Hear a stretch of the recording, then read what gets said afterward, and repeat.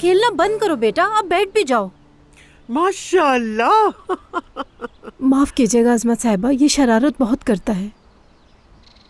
खुद ही उसे गेंद देती है और फिर बोलती है। क्या आपको साफ प्लेट चाहिए? अभी रहने दो। इसकी अम्मी कैसी है? ठीक है, अल्लाह का शुक्र है, वो जल्द ही इसे लेने के लिए आ जाएगी। अरे नहीं, अरे इसको यहीं रहने दो, कुछ दिन हमारा मेहमान बना रहे। जफर बेटा, नाश्ता किया तुमने? जी कर लिया। अच्छा चलो दिखाओ हमें, कहाँ गया सारा खाना? दोहा, ये लो खाना खत्म हो गया, और लेकर आओ ये जल्दी क्या हरकतें कर रही है मलिहा?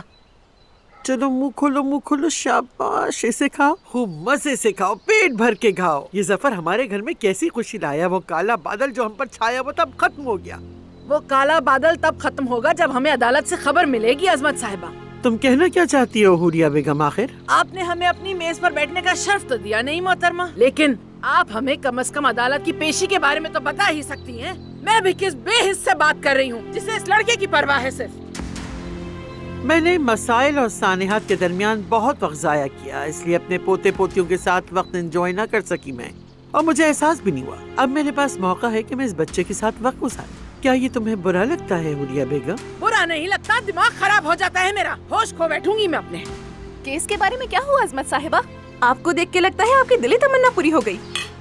हद होती है, तंग आ गई हूँ मैं। तुमने हम सबको थका दिया है, तुमने मेरे बेटे और मेरे पोते को थका दिया है। अम्मी क्या हो रहा है? क्या होगा?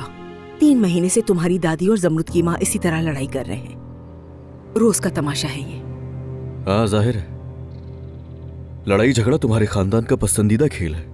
वो अदनान भी किसी न किसी के पीछे ही पड़ा रहता है हमेशा। वो लोग बस थोड़ी देर में आते ही होंगे।